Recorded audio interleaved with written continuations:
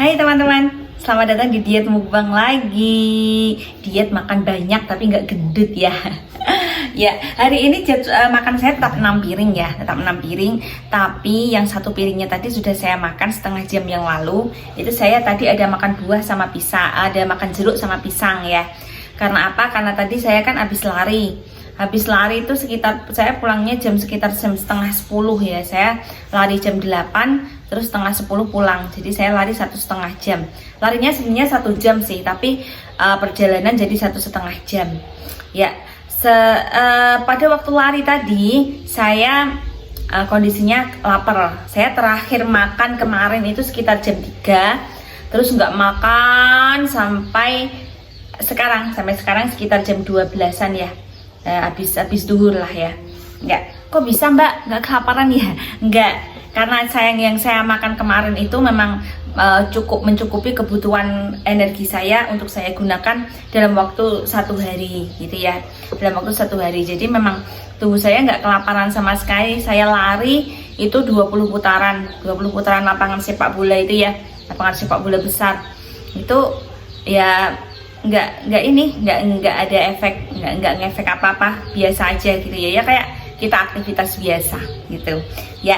Seperti biasa juga saya selalu didampingi sama buku. Jadi kalau saya makan sebanyak ini, saya selalu baca buku. Saya itu paling suka baca buku non fiksi ya. Ini buku yang mau saya habiskan. Sebenarnya dulu sudah pernah baca sih, tapi karena catatan saya hilang. Saya kan setiap baca buku mesti saya catat ya, tapi karena catatan saya hilang, jadi ada hal-hal yang banyak sekali yang saya lupakan. Ini ada buku Daniel Goleman ya, Daniel Goleman Emotional Intelligence ya. Karena emotional intelligence ini sebenarnya sangat membantu kita dalam diet juga. Nanti kapan-kapan saya sharing lah ya tentang gimana sih kita menggunakan emotional intelligence untuk diet. Karena diet tanpa emotional intelligence sebenarnya ini ya, sebenarnya nanti kita akan sedikit kesulitan karena emosi kita itu sering membajak rasionalitas kita. Jadi kalau kita biasa, kenapa kok kita nggak bisa makan sesuai dengan apa yang dimau oleh tubuh? Itu sebenarnya yang dimau oleh tubuh itu sebenarnya secara pikiran kita secara rasional seharusnya. Tapi karena emosi kita membajak rasionalitas kita, jadinya ya Anda makan dengan emosi, nggak makan dengan rasional gitu ya. Nanti kawan-kawan saya sharing lah tentang buku ini ya. Oke, sebelumnya juga saya mau minta maaf juga ya. Mungkin nanti ada suara ayam atau ada suara sapi atau ada suara apa ya. Ya karena memang saya hidupnya di lingkungan seperti ini, di lingkungan yang penuh dengan ternak. Saya sendiri juga ternak sapi, saya sendiri juga ternak ayam ya. Jadi ya untuk teman-teman semuanya, saya sebenarnya juga pengen loh punya studio yang dimana yang kedap suara, yang suara dari luar itu nggak bisa masuk gitu ya. Saya biasanya kalau take video itu harus malam jam 12, jam 10 ke atas gitu ya. Harus jam 10 ke atas untuk memastikan nggak ada suara yang masuk gitu. Nggak mungkin dong saya mau diet mukbang tapi malam-malam. Saya kan kalau malam kan juga nggak mungkin makan sebanyak ini juga. Jadi terpaksa saya bikin videonya siang. Jadi untuk teman-teman please like, subscribe channel ini biar kita bisa berkembang. Jadi teman-teman ketika saya diet mukbang kayak gini, ngasih informasi ke teman-teman, ngasih ilmu ke teman-teman, kita bisa ini loh, nggak denger suara-suara dari luar gitu. Jadi kita bisa fokus gitu ya. Kadang kan lucu juga kan kalau saya sharing terus ada suara ayam keok-keok gitu ya. Ya minta maaf, saya ini wong gunung ya. Saya hidup di kaki gunungnya Merapi ya. Saya hidup di kaki gunungnya Merapi. Jadi memang kehidupan saya ya penuh dengan ternak. Ada ternak sapi, ada ternak ayam. Terus suami saya juga ada sedikit lele di depan gitu ya. Ya like this lah, ya seperti itulah. Jadi please like and subscribe biar saya bisa setidaknya bikin studio kecil yang kedap suara gitu dah ya. Oke, sekarang kita mulai saja. Seperti biasa teman-teman sudah hafal ya, setelah buah setengah jam apa yang kita makan? Ya saya biasanya makan sayur. Ingat ya, porsi sayur itu seharusnya banyak karena kita nggak bisa makan yang terlalu banyak karbohidrat ya. pola kita zaman dulu. Kayak saya dulu saya juga sama lah ya, pola kita terlalu kelebihan karbohidrat, padahal karbohidrat itu kan nanti akan disimpan oleh tubuh sebagai gula. Jadi ya sebenarnya nggak apa-apa, tapi nanti tubuh kita akan terlalu push gula, harus punya kewajiban untuk menghabiskan gula itu. Memang karbohidrat ketika dia masuk ke dalam tubuh, dia memang nggak langsung jadi lemak gitu aja, enggak. Dia dijadikan tubuh sebagai gula dulu, sebagai cadangan energi. Nah, gula itu maksudnya bukan gula pasir ya. Karbohidrat masuk jadi gula pasir ke dalam tubuh itu enggak. Memang gula itu cadangan energi. Jadi ketika kita masukin karbohidrat terlalu banyak, karbohidrat itu ya nasi, terus roti-rotian gitu ya, mie, itu kan karbohidrat. Kentang, itu semuanya karbohidrat. Ini kalau kita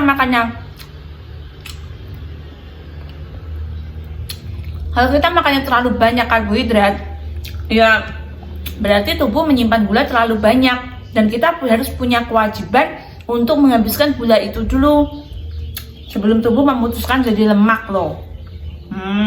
Makanya gerak itu wajib ya. Oke, hari ini kita mau bahas tentang perut ya.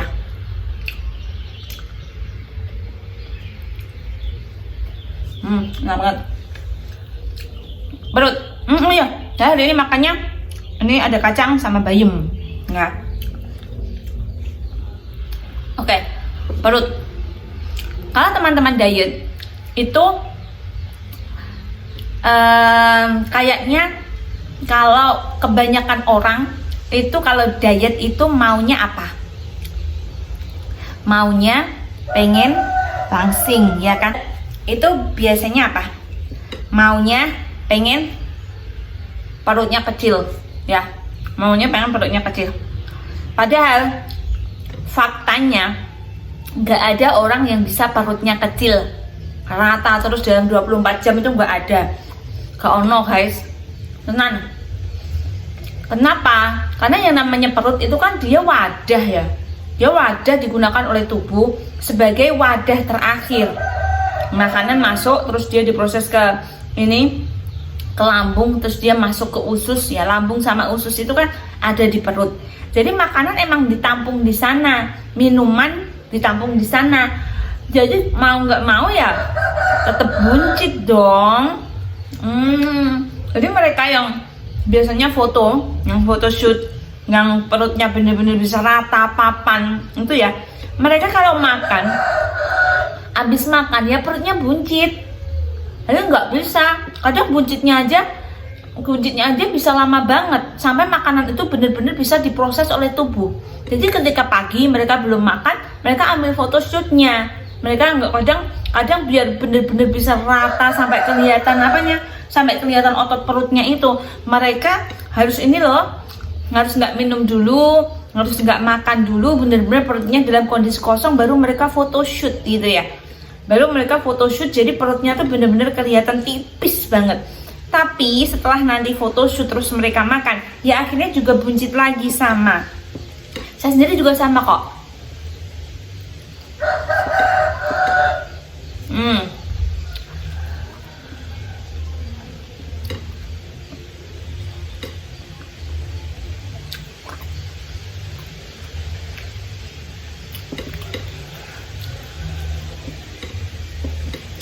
Saya sendiri juga sama. Kalau saya itu punya perut paling kecil itu ya setelah bangun tidur doang, tok. Nanti setelah bangun tidur saya minum air 500 cc ya biasanya ya. Jadi saya punya gelas yang ukurannya tuh 500 cc.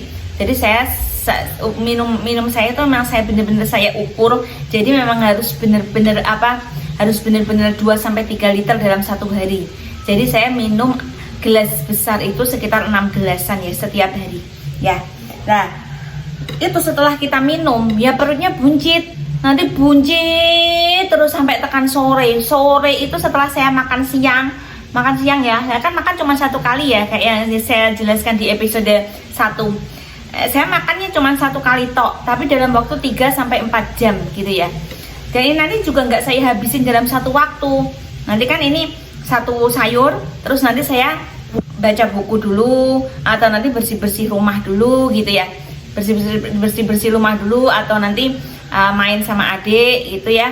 Terus atau nanti ya melakukan pekerjaan rumah tangga lah. Itu saya targetkan selama 3-4 jam makanan ini habis gitu ya. Nanti kalau udah apa misalnya diajak main sama adik gitu ya. Terus kalau udah selesai ya ini saya balik makan lagi satu piring. Nanti kerja lagi terus makan lagi satu piring. Jadi nggak dalam satu waktu saya habisin semua. Kasian dong nanti perutnya ya.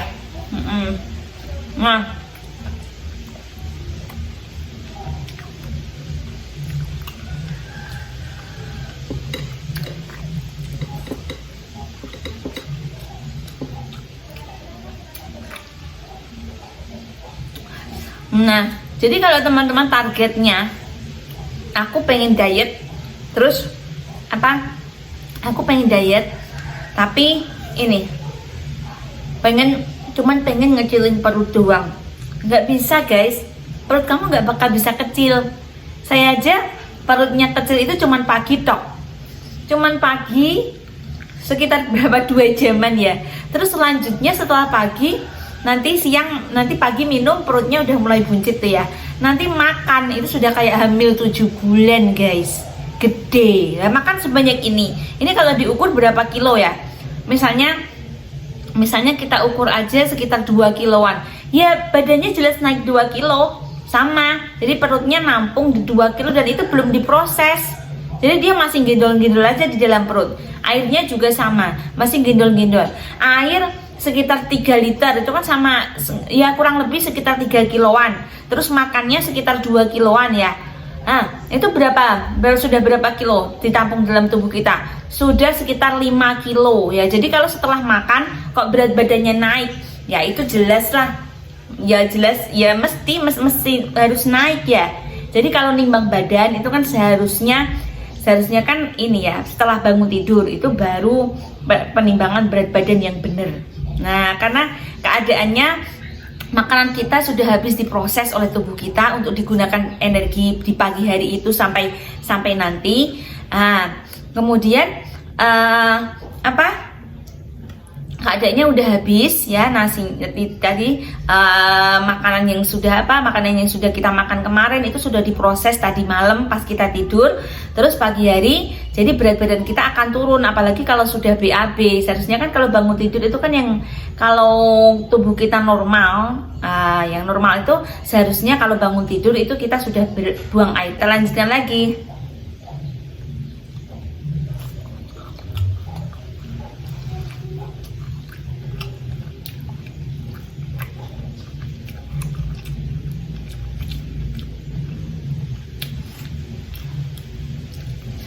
Nah, jadi kalau kita mengharapkan perut kecil itu sebenarnya nggak bisa sampai kapanpun, walaupun kita sudah diet sejadi-jadinya. Aku itu sudah diet tapi kok perutku masih buncit ya mbak ya. Ya iyalah, kan perut itu kan ibaratnya wadah untuk menampung. Jadi ya tetap aja, walaupun kita udah punya perut rata sekalipun, setelah kita bangun tidur perutku rata, nanti kalau udah dipakai untuk makan kok masih buncit juga. Nah itu ya normalnya kayak gitu. Jadi kalau kita diet itu seharusnya ya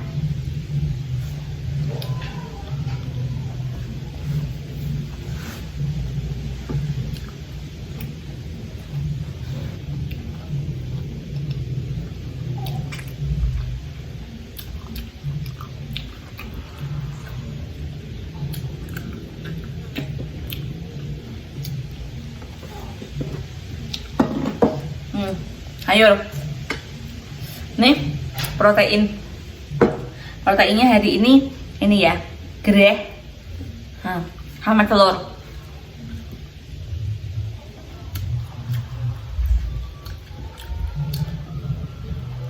Protein hewaninya, terus nambahnya tempe. Ini lalapannya timun sama wortel. Nah, itu buat lalapan sama nasinya. Oke, kita lanjut. Nah, seharusnya diet itu teman-teman bikin targetnya itu yang simple aja, ya. Jadi nggak perlu ngejar dalam bentuk fisik ya seharusnya ya. Karena bentuk fisik itu seharusnya kan urusannya tubuh. Kadang misalnya teman-teman dietnya bareng ya sama temannya gitu. Kok aku sama dia dengan pola yang sama, makanannya sama, latihannya sama, tapi kok bentuk akhirnya kok berbeda. Nah, itu kadang ini yang bikin kita down ya. Iya bener, nggak semuanya berakhir dengan fisik yang sama. Kadang ada orang yang langsung begitu dia diet langsung bisa kurus. Jenengan sendiri yang diet kok aku malah jadi membesar gitu ya. Iya, memang kondisi start awal jenengan sama temannya itu sudah berbeda. Makanya kan semua orang itu berbeda. Satu pola meskipun sama, efeknya akan berbeda pada semua orang. Karena isinya tubuh kita itu loh sudah beda. Ya toh, isinya tubuh kita sudah beda, keadaan organ-organ kita sudah berbeda, dan itu mempengaruhi pada hasilnya. Jadi lebih baik kalau saya loh ya, kalau mungkin bisa menjadi referensi bagi Anda, bagi jenengan, ya. Sebaiknya kalau dengan diet, pertama kali yang Anda lakukan itu jenengan cek dulu keluhan tubuh jenengan itu apa. Jenengan daftar ya. Misalnya jenengan punya daftar keluhan ya. Jadi bukan foto before afternya jenengan, di foto gendut terus nanti bulan kedua di shoot lagi, itu nanti efeknya secara secara emosional jenengan itu nanti jadi malah kacau itu ya. Karena kadang hasil yang kita harapkan tuh nggak sesuai, banyak yang nggak sesuai kalau kita fokus ke fisik kita.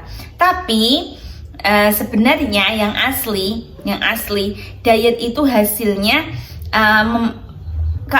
kondisi tubuh kita yang lebih baik dari sebelumnya. Jadi ketika Anda diet, itu yang pertama kali Anda lakukan adalah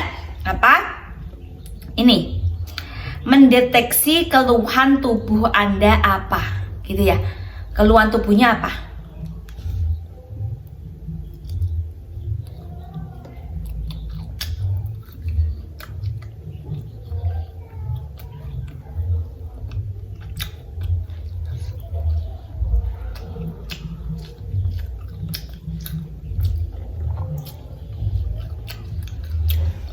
Oke.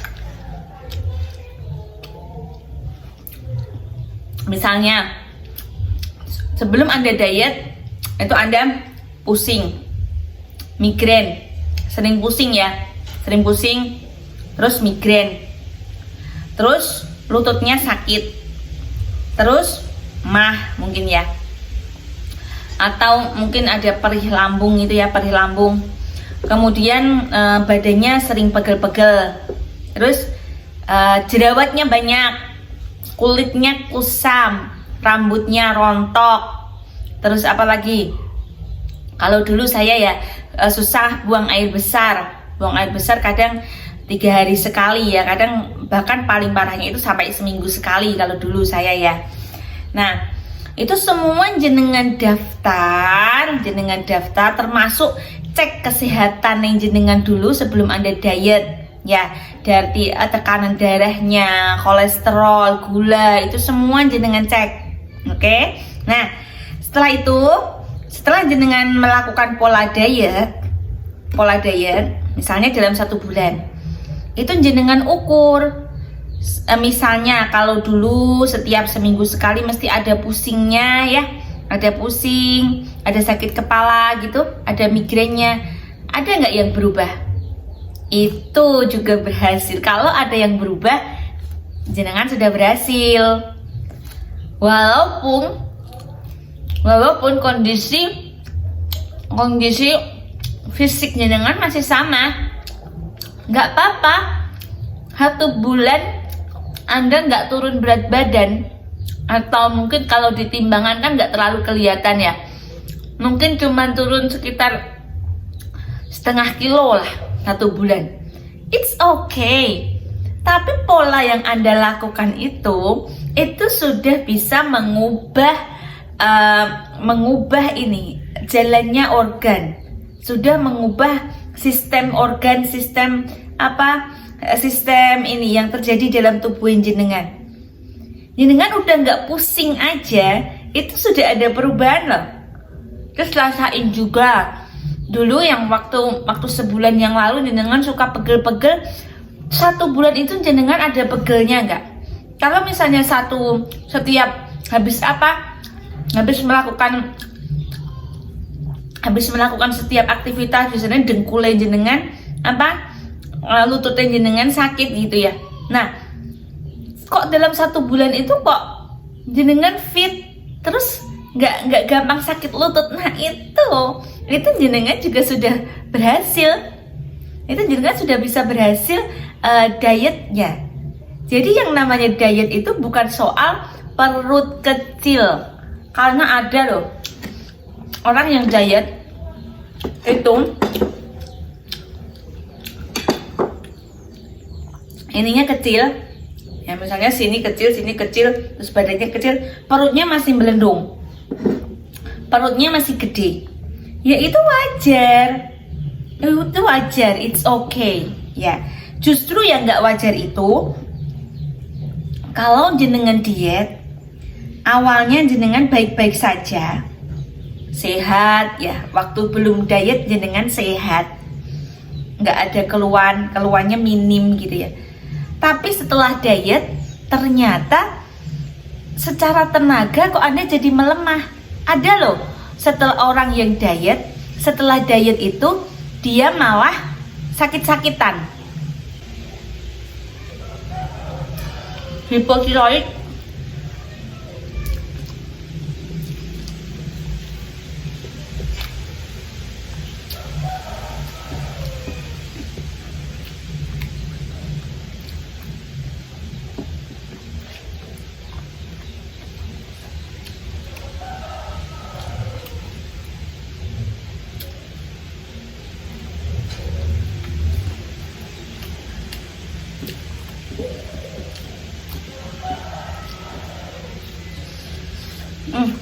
makan nasi ya. Kalau ada yang bertanya, Melani nggak pernah makan nasi ya? Makanlah. Kenapa emangnya nasi bikin gendut? Hoax itu ya. Nggak ada makanan nasi itu kan ya ciptaannya Allah kan.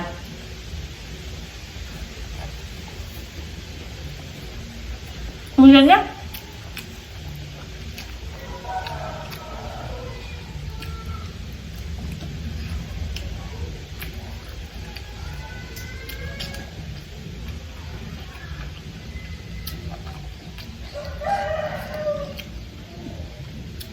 sebenarnya makanan itu nggak ada yang bikin gendut.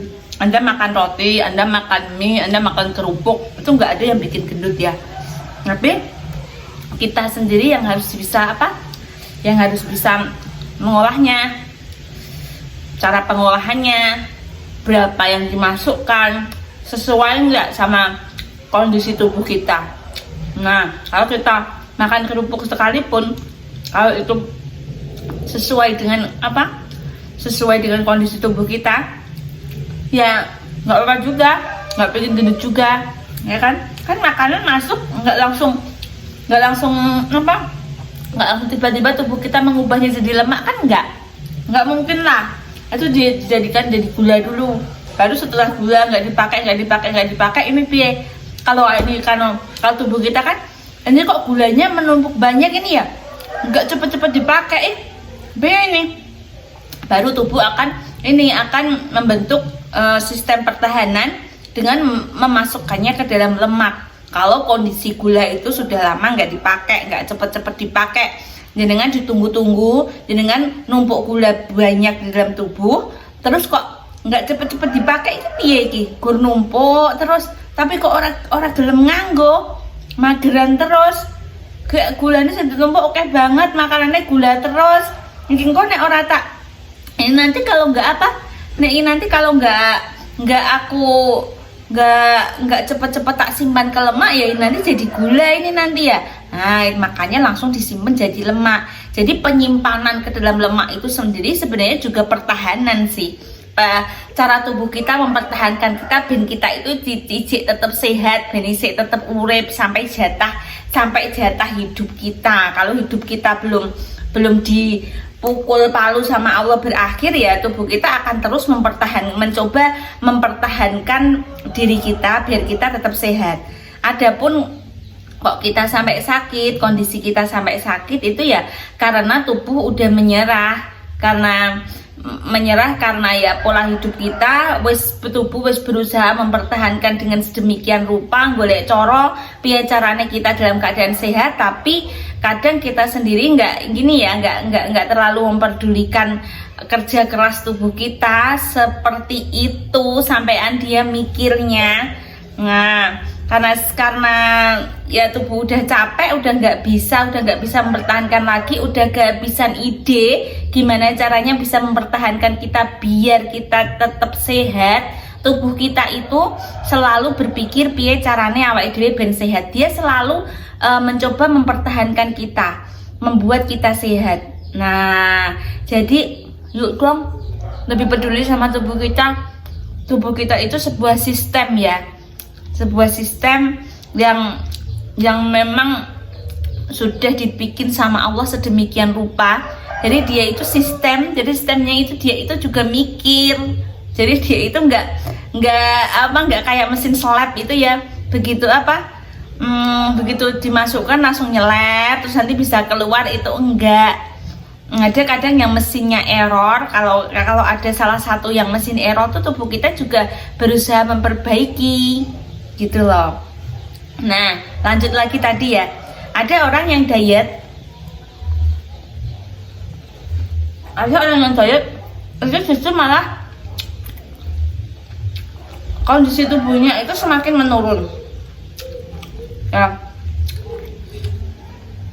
malah nggak bisa olahraga. Ada Mbak, aku semenjak diet itu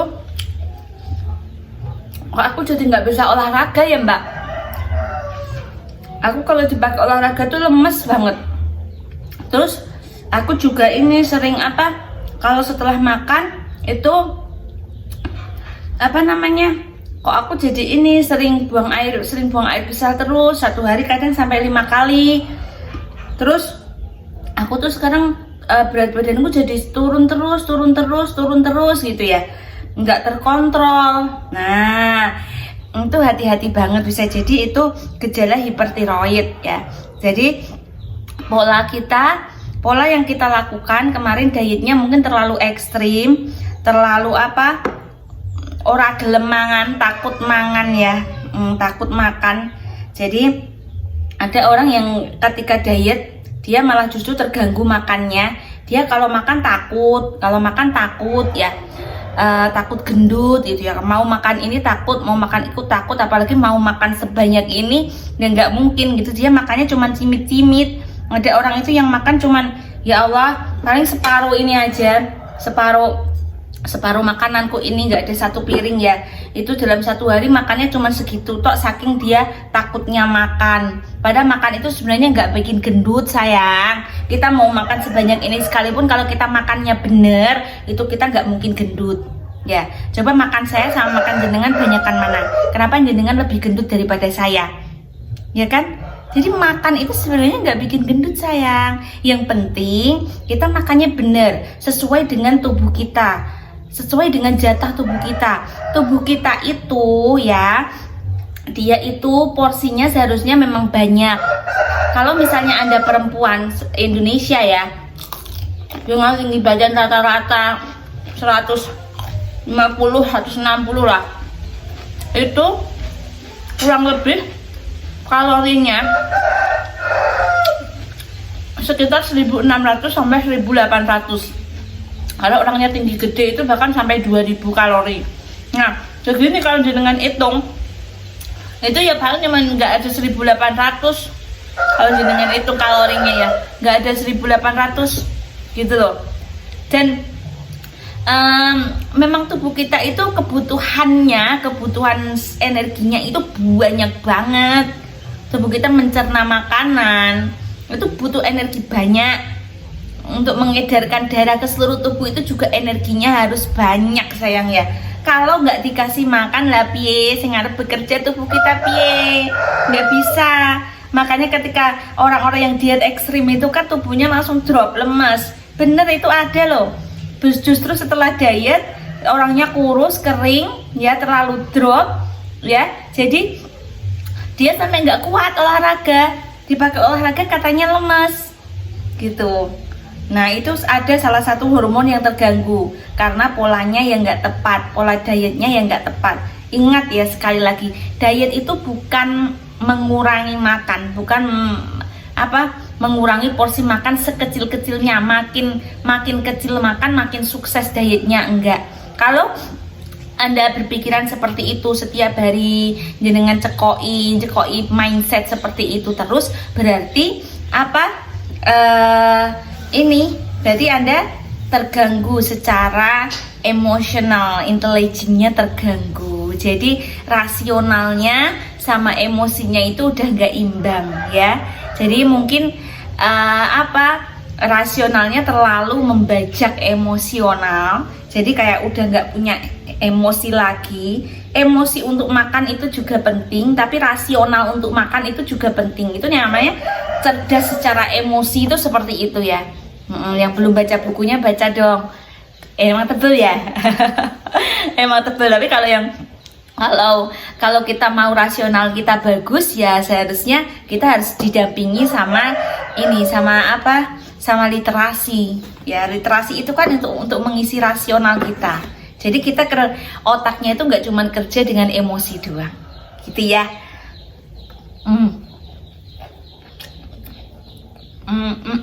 Jadi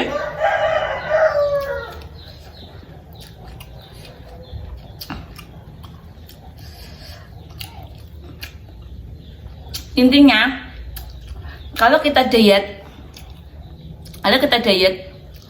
itu kita tetap sehat secara akal dan kita tetap sehat secara mental. Karena sehat akal, sehat mental itu akan menghasilkan fisik yang sehat gitu ya. Fisik yang sehat dan fisik yang seimbang. Jadi kalau Anda dietnya seimbang, tepat, itu ya jelas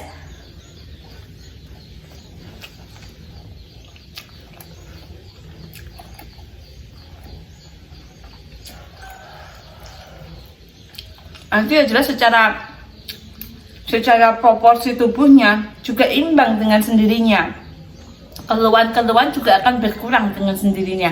Jadi begitu ya teman-teman ya. Kita lanjutkan pembahasan tentang diet di episode diet mukbang selanjutnya. Jangan lupa like, comment, share, and subscribe biar teman-teman nanti nanti kita membahasnya tentang diet mukbang itu biar lebih powerful lagi secara audio, karena audionya juga bagus, secara lightingnya juga bagus gitu ya. Terus nggak ada suara dari luar gitu ya. Oke, yuk, salam. Saya habisin dulu ya, sambil baca buku.